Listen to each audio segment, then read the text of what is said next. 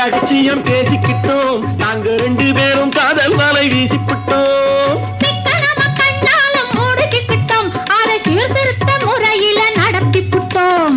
பெத்தாலும் 1 2 பெத்து போடுவோம், அதுக்கு ஒத்துமையா 2 பேரும் பாடுபடுவோம். ஊதாரி பிள்ளைகளை பெக்க மாட்டோம், அது ஊரு வந்து வாங்கும்படி வைக்க மாட்டோம். நாங்க புதுசா கட்டிக்கிட்ட ஜோடி தானுங்க, நல்ல பாட்டு படிக்கும் வாரம் பாடி தானுங்க.